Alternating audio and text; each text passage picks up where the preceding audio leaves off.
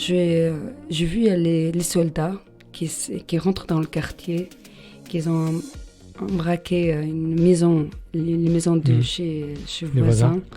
Et ils ont monté dans notre toit, les toits de notre maison. Et s'ils rentrent dedans, dans notre maison, notre famille sera séparée, on aura beaucoup de malheureux, machin. Rien qui est facile dans la vie. Rien. Vraiment rien qui t'est donné, rien qui est facile. Mais ça n'empêche pas qu'on puisse y arriver. Il faut juste garder confiance en soi, l'estime en soi, et soit motivé, on peut y arriver. Après avoir vraiment battu et beaucoup, je suis doctorante. C'était mon rêve de faire le doctorat et en France. Bonjour tout le monde et bienvenue dans Éclosion. Aujourd'hui, notre invitée, c'est Maïlis Casey, professeure-chercheur en management et économie à Éclore. Elle est d'origine palestinienne, elle a quitté son pays natal en 2018 et elle va nous raconter son périple, l'obtention de son statut de réfugié politique, ses 10 années au sein du cabinet du président palestinien Mahmoud Abbas, mais aussi de sa thèse de recherche sur les politiques publiques en matière d'intégration des femmes réfugiées en France. Maïlis, ça va ? Tu vas bien ? Oui, merci, ça va. Ouais. Je suis très enchanté de t'avoir sur notre podcast. Est-ce que tu peux te présenter rapidement pour nos auditeurs ? Mais je crois que je te remercie déjà pour l'introduction. Merci à toi. Et comme je n'ai pas beaucoup de choses à ajouter sur ce que tu viens de dire, et je suis franco-palestinienne. Je sais que parce que j'ai acquis la nationalité française il y a quelques mois. Et je suis arrivée en France en 2018. Et si je me présente comme vous l'avez présenté, que tu avais présenté exactement. En plus, je trouvais mes intérêts ici en France. Donc, j'étais lauréate du deuxième promotion de l'Académie. C'est un programme avec le ministère de l'Intérieur pour renforcer la participation des réfugiés politiques en France, ou des réfugiés en général en France. Je suis chercheuse et dans le domaine du politique publique et je suis doctorante et c'est ce que je peux vous dire. Super. Et alors, donc on va rentrer dans le vif du sujet. On a déjà beaucoup discuté tous les deux ensemble. Ouais. Et on se connaît, hein, on va pas dire qu'on se connaît pas. À partir de quel moment tu as compris que tu devais quitter la Palestine ? Bon, je voudrais bien te dire que déjà l'exil lui-même c'est pas un choix. C'est pas un choix. Et c'est pas quelque chose qu'on le prend comme une décision normale dans la vie. Ouais. Donc, c'est toujours, pour moi, en tant que Palestinienne, déjà, c'est honte de quitter la Palestine. Donc, c'était pas du tout une décision facile jusqu'à présent. C'est pas facile. Je suis fière de ce que j'ai fait aujourd'hui. Je me sens que j'ai sauvé mes enfants ou que je travaille pour la Palestine d'ici. Mais quand même, il reste quelque chose qui a un peu mal. C'est pas un peu, c'est beaucoup de mal. La décision a été prise après avoir réfléchi de 8 ans, en fait. Ouais. C'était par rapport à une décision militaire qui était prise de la part de l'occupation israélienne qui empêche les gens qui habitent à Gaza de vivre en Cisjordanie et qui ont l'adresse de Cisjordanie habitent à Gaza. Et mon mari qui a eu l'adresse de Gaza. Donc, lui vient de Gaza, qu'il est né déjà à la base en Liban. Donc, c'était une situation politique compliquée. Donc, après 8 ans après avoir réfléchi pendant 8 ans... De réflexion, ouais. Oui, de réflexion. Ouais. Et on a décidé de partir. Ouais. Mais, comme on dit, on a décidé dans la tête, mais le cœur est resté là-bas. Ouais, bien sûr. Parce que toi, tu avais une situation là-bas, t'es pas parti. Voilà, tu as fait des études, tu as eu un master, tu travaillais pour le président palestinien. Oui, et en tant que famille, on a toujours une situation économique et sociale très élevée. On était bien. Comme je dis tout le temps, qu'on avait tout, sauf la sécurité. Ouais. Aujourd'hui, on a essayé de faire comme chantage entre notre tout et notre sécurité. Ouais. Et la sécurité qui a gagné, mais bon, des fois, on se met en question. Est-ce que vraiment ça mérite? Est-ce que vraiment notre sécurité, c'est plus important ou pas? Et une personne réfugiée, elle n'est jamais tranquille, même après avoir leurs papiers ou ses papiers, ou même aujourd'hui. Et je suis française, mais même toujours, je me mets en question. Tu te sens toujours encore en insécurité? Je pose la question, est-ce que j'avais pris la bonne décision ou pas? Toujours. Et des fois que j'ai dit, non, mais on est bien, on est vraiment en sécurité, que je travaille pour la France et pour la Palestine, j'ai double nationalité, je suis très fière. Mais des fois, vu ce que nous voit là, pendant ce moment-là en Palestine, on se sent un peu coupable. Pourquoi on a quitté la Palestine? Il ne faut pas. Donc, c'est quelque chose qui, je veux dire, quelque chose d'important quand on pose des questions, ce sont des questions qui ne sont pas logiques. Oui. C'est émotionnel peut-être. C'est émotionnel, exactement. C'est tout le temps. Il n'y a pas de logique dans notre pensée pour notre sentiment, en fait. Oui. Alors, effectivement, tu as quitté la Palestine. Alors, on a beaucoup parlé de ton arrivée en France. Est-ce que tu veux en parler? Je peux en parler en bref. En fait, qui a duré, notre demande d'asile, c'est duré 2 ans et demi. Non, 1 an et 9 mois, pardon. Et après 2 ans, on a eu notre papier qui est arrivé, les cartes de séjour, le droit de rester en France, la protection, on est sur la protection de la France. Et je me sentais rassurée à ce moment-là. Honnêtement, je me sentais comme quoi que j'ai gagné quelque chose de précieux pour moi. Précieux. Ouais. Mais après, je découvre, déjà, comme je t'avais dit, la demande d'asile, c'est une grande bataille. Oui. Il y a beaucoup d'enjeux, beaucoup de défis, beaucoup de difficultés. On aura besoin de 3 heures juste pour parler des difficultés qu'on traverse pendant cette période délicate. Mais après avoir les papiers, moi je dis dans ma tête que l'asile ou l'exil, c'est pas un choix, mais l'intégration, c'est un choix. Ouais, c'est toi qui choisis comment tu t'intègres, quoi. Exactement. Et les efforts que tu vas faire ou les choses que tu vas accomplir. Oui. Et ça, quand j'ai découvert, quand j'ai découvert et l'intégration, c'était une nouvelle bataille. Ouais. Vraiment, mais c'est toujours, on a besoin de mettre beaucoup d'efforts et c'est pas facile, mais moi je me considère beaucoup de temps quand j'ai beaucoup de chance, parce que j'avais beaucoup des amis françaises ou français, et ça qui m'a aidé beaucoup à découvrir la société française, qui c'est pas une société simple, c'est vraiment oui, c'est pas simple. Pourtant aussi que je viens d'un pays qui est différent, mais nous, l'histoire de la France, on l'a appris à l'école. Donc, je n'étais pas étonnée par l'histoire du pays, de tout. Et sauf que la société, il y avait bien beaucoup de choses qui sont différentes. En plus... c'est une culture différente. Culture complètement différente. Tu dois t'adapter à des nouvelles coutumes. Oui, et là, je voudrais dire que l'intégration, pour moi, c'est dans les deux sens.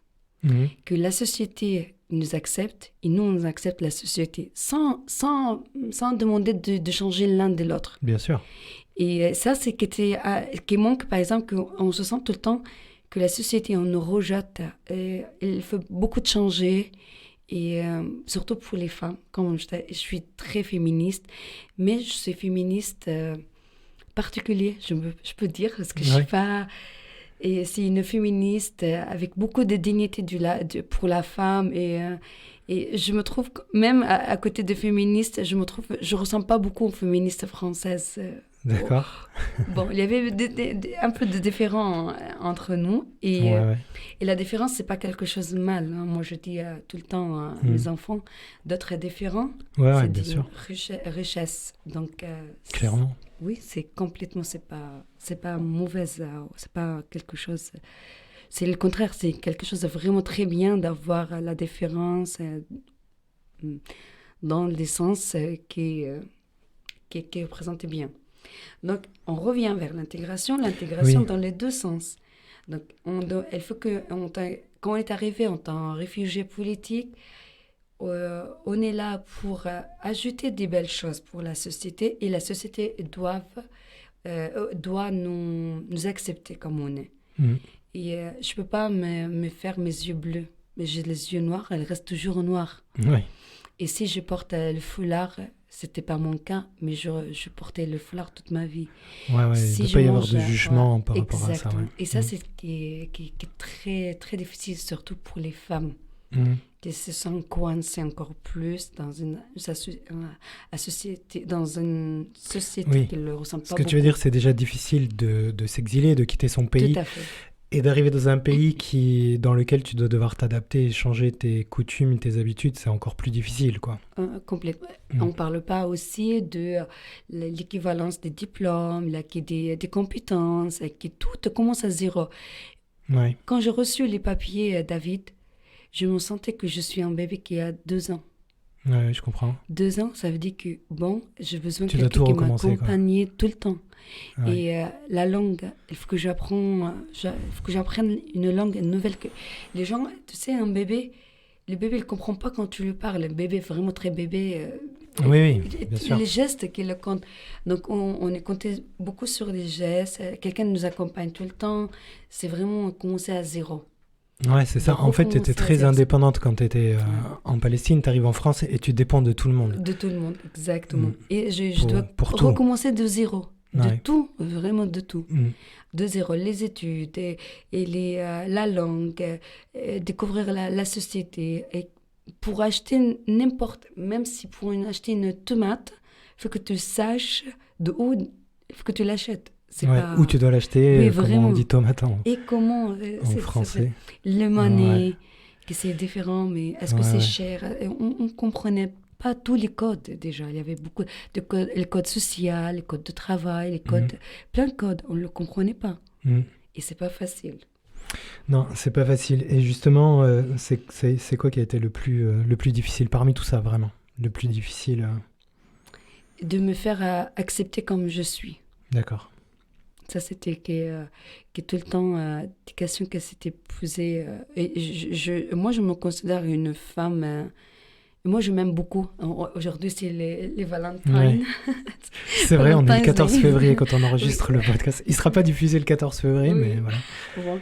Mais en parlant de l'amour, moi, j'ai beaucoup d'amour pour moi. Donc, moi, je m'aime beaucoup. C'est très bien. Ben, c'est comme ça qu'on arrive à aimer les autres. Hein. Exactement. C'est pas égoïste, mais je trouve que...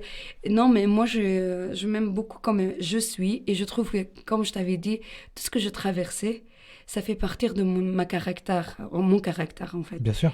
Et donc, c'était difficile de faire les gens m'accepter comme je suis. Ouais. Je suis comme ça. Et j'ai l'accent. Ça sera pour tous les jours, j'aurai l'accent. Ouais. Et je fais des fautes masculin, féminin. Bon. Et je suis pas blonde. Et je suis musulmane. Je suis comme ça. Oui, je jeûne. Oui, je fais ça. Oui, je prie. Mais je suis... Les gens te disent, par exemple, tu es radicale. Et non, je suis pas radicale. Ou que je suis bizarre. Et non, je suis pas bizarre. Tu es différente. Je suis différente. Et je suis très fière de cette différence. Différence, oui. Oui, je suis très fière. Mais... Bien sûr, mais il faut. Après, tout ce que tu as traversé, je pense que ta différence, c'est aussi ta force. Oui, moi je dis chaque fois, l'épreuve dans la vie, c'est pas nous qui l'a choisi. Mais si c'était mis dans notre chemin, ça veut dire pour nous reformer. Oui. Quand on serait reformé, c'est informé aussi. Donc, on sort avec une nouvelle on reste la même personne, mais avec de nouvelles choses qui s'ajoutent sur... Et de l'expérience. C'est l'expérience. Après, l'épreuve, comment on dit? L'expérience, non, c'est pas l'expérience. L'épreuve, il nous a fait découvrir, en fait. Ouais. Moi, par exemple, pour me comprendre mieux, et en fait, je dis, chaque épreuve que je traversais, je me découvre de nouvelles choses. Sur toi. Sur moi que je ne savais pas. Ouais. Soit des bonnes choses ou de mauvaises choses. En fait, jusqu'à ce que tu arrives là maintenant, aujourd'hui, ou peut-être quelques mois, quelques années en arrière, jusqu'à ce que tu arrives à ta thèse, on en reparlera tout à l'heure, en fait, tu étais à chaque fois en dehors de ta zone de confort. Tu as quasiment vécu ces dernières années en dehors de ta zone de confort, donc tu as dû aller chercher plus profond de toi, quoi. Tout à fait. Et c'est l'épreuve... c'est en fait, soit... Je ne suis pas tout le temps optimiste. Je mens si je te dis que je suis quelqu'un optimiste. Mais... Il faut l'être. Oui, mais ce que moi, je prends... chaque fois quand j'avais une preuve, je pleure. Mais après, je dis... Oui, l'épreuve. Je pleure. Après, je dis, mais non... la vie, elle continue. Il faut que je remplis mon bagage et j'y vais, je continue, j'avance. Et on n'a pas beaucoup de temps pour rester au fond. Ouais. Au fond, quand on dit au fond, il y a plein de gens. Mais dans le sommet, il n'y a pas beaucoup. Donc, je n'ai pas le temps. Moi, tout le temps, je dis, non, je n'ai pas le temps de rester au fond parce que vraiment, je ne sais pas comment on dit quand il y a plein de gens serrés au fond. Ouais, non, on voit très bien l'image. Ouais. En fait, tu es quand même pas ma place. Optimiste, mais réaliste. Réaliste, c'est trop réaliste, je crois. Trop réaliste.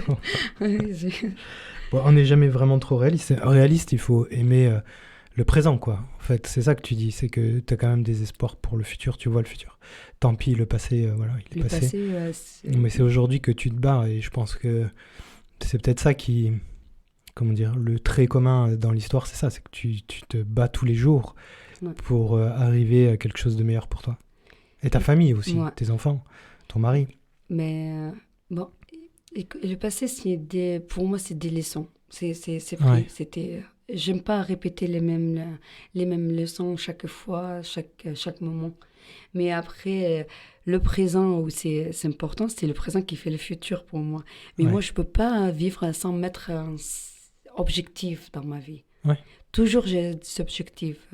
Donc le présent pour moi c'est la route ou le chemin pour arriver vers le futur que moi je l'ai dessiné. Exactement. Et peut-être j'arrive pas à avoir exactement la même image que j'ai dessinée, mais pour l'instant je crois que depuis j'avais 14 ans que je fais objectif, j'y arrive. J'ai jamais Et justement, on parle de présent. Qu'est-ce qui te plaît le plus aujourd'hui dans ta situation ? Que je suis vraiment, après avoir vraiment battu et beaucoup, je suis doctorante. C'était mon rêve de faire le doctorat et en France. Donc, moi, je ne considère pas que ce que je fais aujourd'hui, je ne le considère pas quelque chose qui était donné ou c'était facile. Non. J'ai vraiment bataillé pour l'avoir et je crois que je le mérite entièrement. Oui. Et clairement. Oui, je suis très fière d'être, parce que si je me présente, j'ai comment ça s'appelle, le diplôme le plus élevé, d'accord, le doctorat, et que c'est fait en France. Et je suis réfugiée et c'est tout le temps, ça change l'image en fait. Ouais. Et moi, aujourd'hui, je répète que je suis réfugiée. Non, mais je sais bien que je suis française aussi. Mais j'aimerais bien de parler de cette partie de la société qui sont réfugiés, qui sont des groupes vulnérables. Et non, on est bien présent. On peut donner beaucoup pour la France. Donc, pour moi, c'est une preuve pour moi-même et pour les autres qu'on donne beaucoup. On a beaucoup de choses à donner. On peut y arriver, on peut faire des belles choses. Bien sûr. Est-ce qu'il y a justement des femmes ou des hommes qui t'inspirent aujourd'hui? Qui m'inspire. Tu sais, par exemple, Nelson Mandela, c'est quelqu'un qui est très fort dans notre culture en Palestine. Ah oui? Tu vois, c'est parce qu'on parle de la résistance, l'espoir, qui a passé sa vie dans le présent, après est devenu président. Et pour moi, je le prends personnellement aussi, c'est quelqu'un, parce qu'on est aujourd'hui, moi je bataille pour l'espoir, pour la paix et pour tout. Donc c'est quelqu'un qui est tout le temps présent dans ma tête, en espérant qu'on arrive de faire des belles choses comme lui l'a fait. Ouais. Tu dirais que je sais pas, mais est-ce que la Palestine, c'est un peu comme une prison pour les Palestiniens aujourd'hui? C'est complètement. Avant, on dit par exemple pour Gaza, c'est une prison à ciel ouvert. Ouais. Aujourd'hui, il disait c'est un cimetière, un ciel ouvert. Donc, mais c'est l'occupation. Moi, c'est quelqu'un me dit d'en parler de la Palestine. Pour moi, c'est le mot occupation peut dire tout. Si on peut imaginer, j'espère pas du tout, que si par exemple un jour, déjà dans l'histoire de la France quand elle était occupée par l'Allemagne, c'est l'occupation. L'occupation, c'est quelque chose de très moche. Qui casse la dignité, qui casse tout. Et nous, là-bas, ce qu'on fait, on essaie juste d'avoir les mieux dans l'éducation. On investit beaucoup dans l'éducation. Parce qu'on sait que c'est le seul moyen pour résister, pour que notre voix soit entendue, en fait. Donc, je ne sais pas si on le dit comme ça, un alphabet. En Palestine, on a un 0 analphabète. C'est ça, un alphabet, Un alphabet, 0 analphabète. Donc, et ça, c'est espérer aussi de l'histoire de Nelson Mandela, que lui, c'est quelqu'un, pour moi, c'est quelqu'un qui, rien qui peut l'arrêter. Et c'est ça. Je ne suis pas Nelson Mandela, mais moi, je sais au fond de moi qu'il n'y a rien qui peut me casser, rien qui peut m'arrêter. Et même moi-même, des fois, on est nous-mêmes plus dangereux pour nous-mêmes. Ouais, c'est vrai. La première protection, c'est de nous déjà. Donc, il faut que moi, je dis tout le temps que c'est pas que personne peut me casser ou me détruire ou machin. Avant les personnes, avant les autres, moi-même.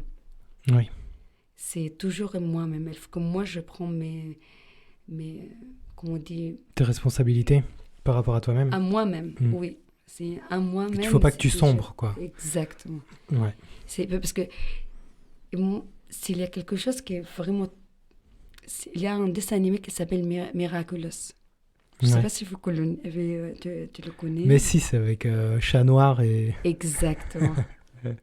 C'est drôle quand on le J'ai voit. des enfants, moi aussi. Oui, mais moi, je le regarde moi-même, tu sais. Mais il y a quelque chose de très étonnant dans ce dessin animé qui dit la personne normale, et il y a le méchant, elle peut profiter d'un moment quand la personne il est au fond de lui.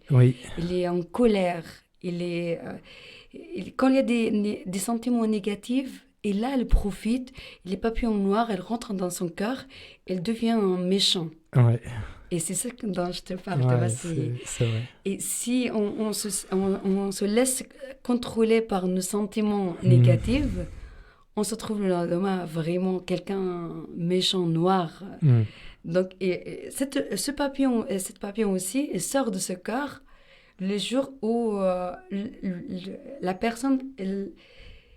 Et la personne lui-même, il réalise ses valeurs. Donc, ce papillon noir, elle peut plus rester dedans. Donc, quand elle se réalise de ses valeurs, le papillon en sort tout seul.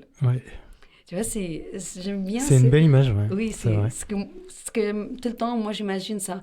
Je ne peux pas laisser me contrôler par des sentiments négatifs ou des choses négatives qui passent toujours autour de nous. Toujours. Ouais. Et sinon, cette papillon noir, elle va rentrer, elle va bouleverser la vie.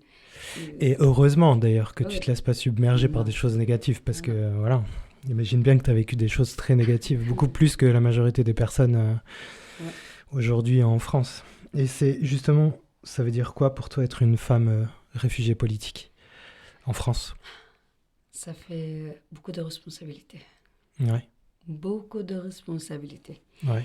Déjà, une femme déjà, et la vie d'une femme, comme moi j'ai marqué dans mon article, la vie d'une femme normale, c'est pas facile. Toujours, les femmes, elles bataillent pour avoir leurs droits. Et car simplement, le droit, c'est pas quelque chose donné. Le droit, c'est quelque chose, on bataille pour l'avoir. Ouais. Et donc, pour la femme réfugiée, c'est double bataille et double responsabilité. Et après, c'est beaucoup sur les épaules de soi-disant le trajet difficile. Et moi, j'ai pas passé, comme beaucoup de femmes, j'ai pas passé un trajet très violent. J'étais pas violée, j'étais pas volée, j'étais pas traitée mal par les passagers ou passeurs. Ouais, c'était un voyage, quoi, avec... Exactement. Tant qu'on voit sans retour, mais c'était un voyage. C'est vraiment... Mais je me rappelle quand on a pris la décision, c'est exactement que tu sais que tu es au bout d'une route avec une sens unique. Ouais. Et tu continues. Même pour la femme, c'est différent. La femme, pour moi, elle a beaucoup d'émotions. Dans ce trajet de demande d'asile et l'exil, déjà, il y a beaucoup d'émotions difficiles en plus pour se protéger ses enfants. Il y a des femmes qui arrivent sans voir leur homme, ou ils ne sont pas en sécurité. Et la recherche que j'ai fait, en fait, j'ai réalisé, ça relevait aussi que même en France, après être arrivée en France, les femmes réfugiées ou demandeurs d'asile ne se sentent pas en sécurité. Ouais. Ils sont toujours menacés. Il y a un sentiment permanent d'insécurité. Exactement. Donc, et après aussi, au moment où la femme elle devient réfugiée et politique, on l'ajoute encore la responsabilité de l'intégration. Ouais. S'il est intégré, bravo, il est intégré. Mais s'il n'est pas intégré, on dit c'est bravo, il est bien intégré, machin. Ben, on ne pose pas la question comment elle était difficile, ce trajet de l'intégration. Et après, s'il n'est pas intégré, ben, c'est elle qui ne voulait pas intégrer. Ben, c'est elle qui ne s'intégrait pas bien. Mais on ne se met pas au retour, à la place. Nous, je veux dire, la société, on ne se met pas à sa place, on ne pose pas la question. Est-ce que tous les politiques ou tous les dispositifs, ils étaient bien pour elle, pour s'intégrer? Ouais. Est-ce que tout a été fait pour qu'elle puisse s'intégrer? Exactement. Vraiment. Et c'est ça que mon recherche aujourd'hui pour découvrir... Justement, tes recherches, c'est pour améliorer peut-être aussi l'intégration. La politique, exactement, pour l'intégration des femmes réfugiées. Ouais. C'était pour mettre les lumières sur leurs difficultés, leurs obstacles, et pourquoi il y a des femmes qui arrivent à intégrer... Jamais facilement, mais il y arrive. Et pour d'autres femmes, elles misent beaucoup plus de temps pour intégrer. Ouais. Parce que ton parcours, il n'a pas été facile une fois que tu es arrivé en France. Non. Parce qu'il faut dire quand même, parce que voilà, tu arrives en France, tu as un master, tu as travaillé 10 ans pour le cabinet présidentiel de Mahmoud Abbas, donc tu es quelqu'un de cultivé, avec un niveau d'études élevé.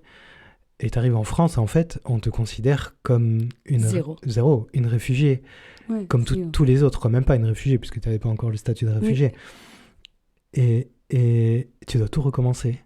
Et les gens, dans le regard des autres, ton statut que tu avais en Palestine, c'est plus le même.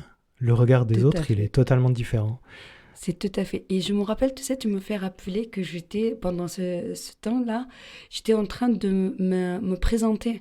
J'étais en train de tout le temps de me justifier que non, ben, j'ai Master 2. J'ai Master 2, j'ai fait les études, j'ai travaillé là. Et non, on avait l'argent. Mais non, on n'est pas pauvres. On n'est pas des gens de la route. C'est ça. Et, tu vois, et ça, c'est fatigant aussi. Ben oui. C'était complètement fatigant. Hein. Bon, mais heureusement, il y a qu'on l'appelle des amis. Et après, avec la démarche, on a pu avoir des amis. Des gens qui étaient peut-être plus à l'écoute. Oui, exactement. Qui avaient peut-être pas aussi de préjugés, parce que la plupart des gens, quand on leur parle de gens qui quittent leur pays, des réfugiés, bon, voilà, on pense pas forcément à quelqu'un qui a un master. Ouais. Clairement. Et on pense pas... à Zarkos, quand j'ai eu les papiers, par exemple, la dame qui a travaillé pour m'accompagner pour l'emploi, elle m'a dit, je suis désolée, c'est la première fois que j'ai une personne qui a un master, je sais pas. Et après, c'était pas validé. On sait pas si elle serait validée ou pas. Et tu vois, c'est beau. Oui, l'équivalence et tout. Et tu t'imagines, David, même que j'étais obligée de repasser le permis de conduire. Ouais. D'accord. Et pourtant, je conduis en France. Tu devais tout recommencer, quoi. Oui. Et avant qu'on ait eu les papiers, on n'avait pas le droit, machin. Ouais. Et après, Claire, elle sait, tu sais que je viens tout le temps, ma voiture, avant, j'avais pas le permis française. J'avais une permis international qui me permet de conduire, mais j'essaie de les changer, ça marchait pas.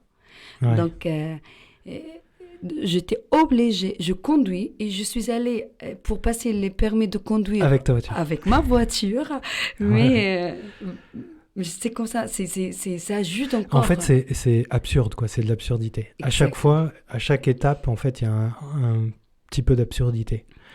Tout à fait, tout à fait. Après, il y a les choses administratives. J'ai vu que c'est pas facile pour les Français eux-mêmes. Et tu t'imagines pour c'est nous... Je dirais pas le contraire. Beaucoup de papiers mais je viens de le marquer. Non, bon. Il y avait beaucoup de choses qui étaient difficiles, mais... Ouais. Et tout l'objet de ta thèse aujourd'hui, justement de l'étude que tu fais, c'est pour améliorer, faciliter peut-être l'intégration. Faciliter l'intégration et la vie des femmes réfugiées ou demandeurs d'asile en France. Parce que je l'ai fait, en fait, l'étude sur 2 parties. En fait, 3 parties. Première partie qui est finie. Et c'est pendant la période de demandeurs d'asile. Et elle fait améliorer les politiques concernant l'accueil. Parce qu'en fait, finalement, on dit, pour bien intégrer, il faut bien accueillir. Oui. Si on est mal accueilli, on ne peut pas être bien... on peut intégrer après, mais l'intégration, ça va être très difficile. Très difficile. Ouais, il faut commencer par la première étape et que cette première étape-là, elle soit... Exactement. Première étape. Depuis qu'on met le pied en France, ça sera déjà mieux de faciliter la vie des gens, des demandeurs d'asile, surtout des gens qui viennent de pays... pays où il y a la guerre, dans la politique, on sait bien qu'ils vont rester. Non, ils vont avoir le droit. C'est pas de passage, quoi. En tout cas, ils vont rester pour une période assez longue. On le sait, les dirigeants politiques le savent, donc elle reste. Donc c'est pas la peine de passer 2 ans à la maison juste à attendre une décision sans apprendre la langue, sans travailler, sans rien faire, en fait. Là, la plupart qui tombent dans la piège de la dépression. Et après, eux-mêmes, elles deviennent inutiles. Pour eux, elles se sentent inutiles, déjà. Bah oui. Ça ne fait rien dans la société. Ouais. C'est vrai que quand tu arrives en France, l'accueil, ça n'a pas été top, quoi. Ça n'a pas été terrible. Mais de toute façon, de manière générale, tu es accueilli... presque, c'est... que administratif, quoi. Attention, il faut qu'on les accueille, tac. Oui. Et c'est une machine, en fait. Tout à fait. Il y a des choses à améliorer, c'est sûr. Sinon, la recherche ne sert à rien. Donc, il y a des choses à améliorer. J'espère que tu vas y arriver. J'espère aussi que mes recherches dans ce domaine qui servent vraiment...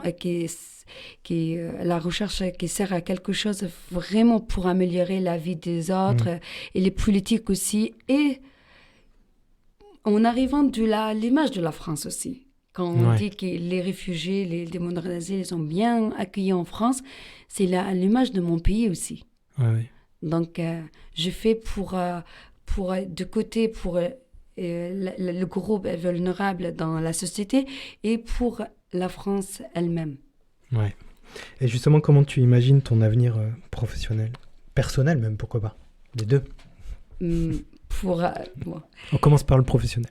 Professionnel, là maintenant mon objectif de finir la thèse dans un an et demi max, on dit.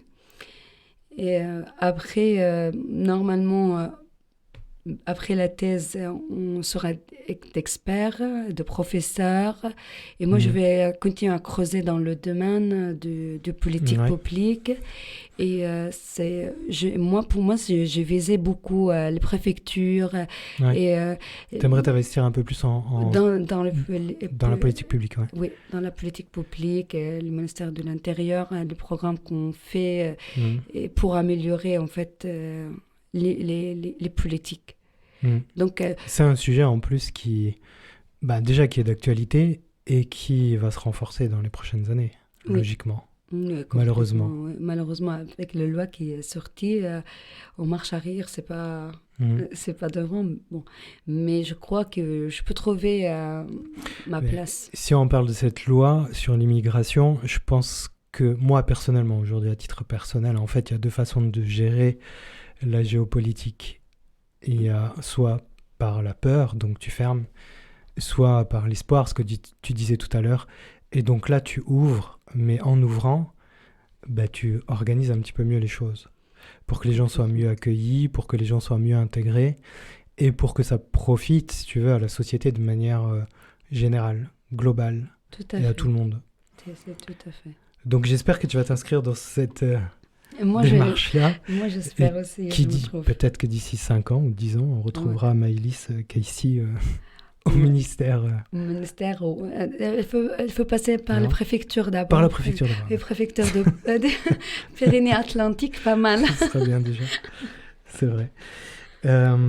Ok, super.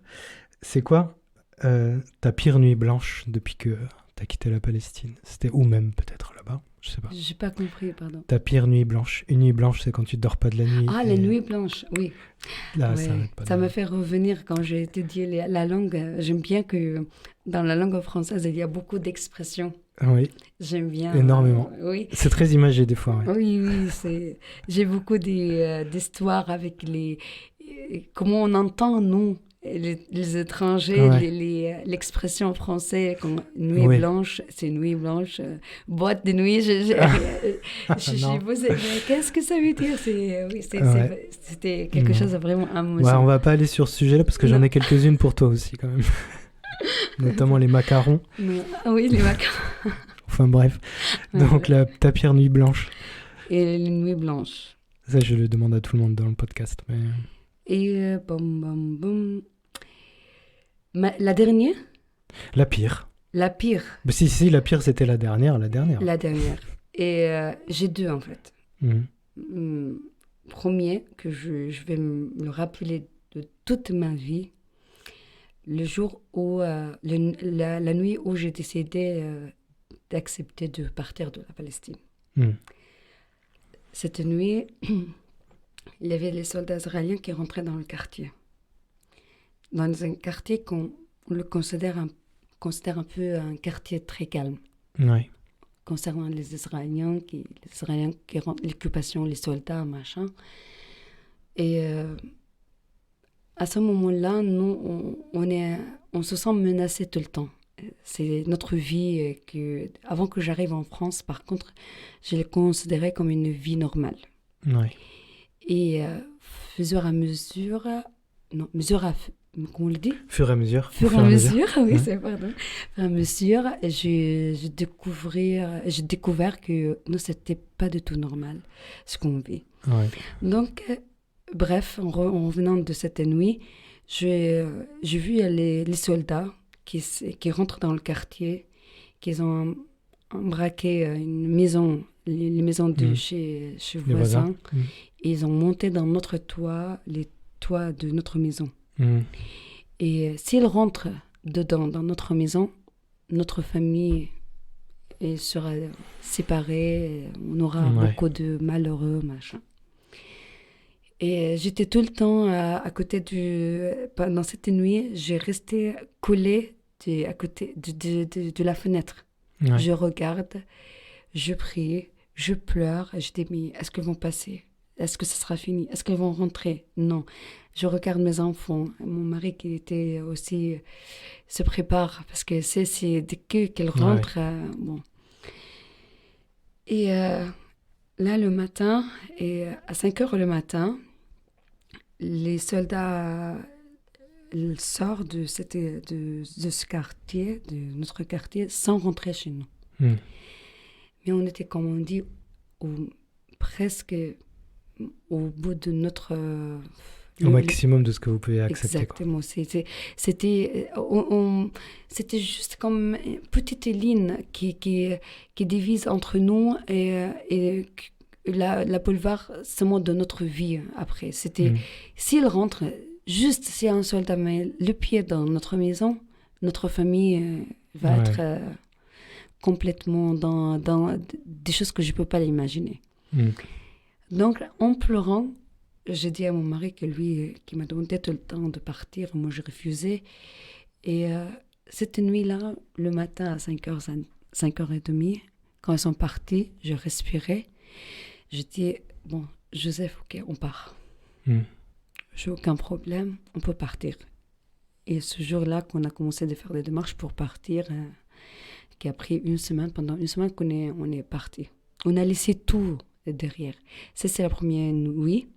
Deuxième, quand j'avais envoyé, je me rappelle, je passais une nuit entière, envoyer mon projet de thèse pour des professeurs en France.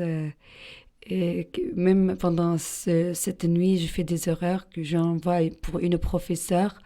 Et je l'appelle monsieur, donc il était fâché près de... Mais déjà, c'est pas une bonne signe, madame.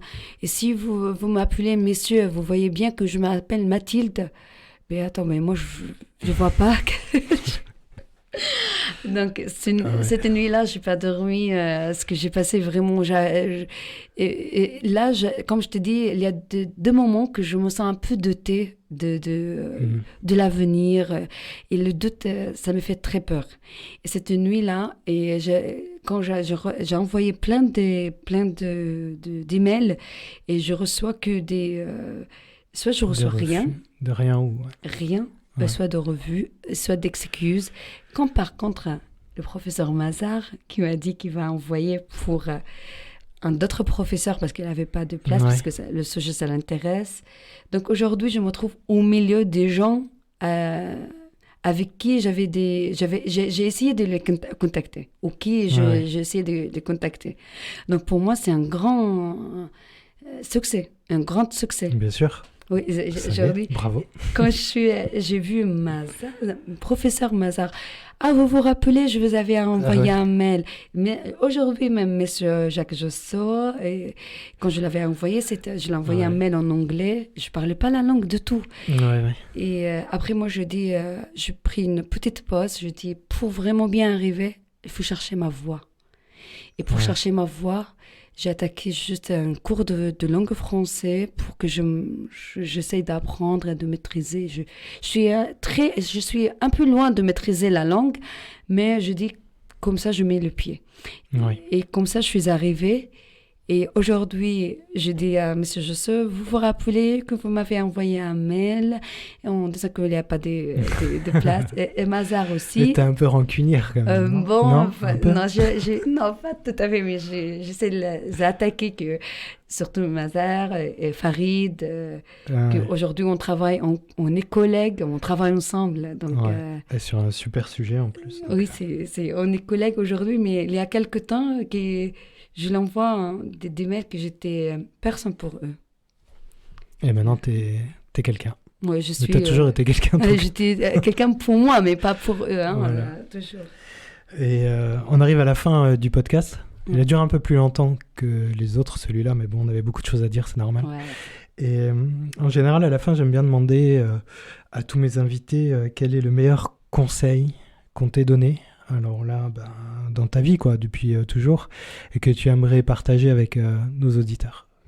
Le conseil de Maëlys. Le conseil est vraiment, de tout mon cœur, jamais douter en soi-même. Et garder vraiment l'estime en soi et la confiance en soi. Et on peut toujours on peut y arriver. Toujours, même si c'était difficile, c'est toujours on peut y arriver. Rien qui est facile dans la vie. Rien. Vraiment rien qui t'est donné, rien qui est facile.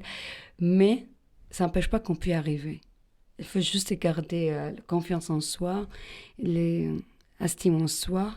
Soit motivé, on peut y arriver. Ensemble, on peut y arriver, c'est sûr. Et j'ai un conseil pour ma nouvelle société aussi, qu'elle soit ouverte aussi pour accepter les autres. Et comme ça, ensemble, on peut faire les choses mieux. C'est tout.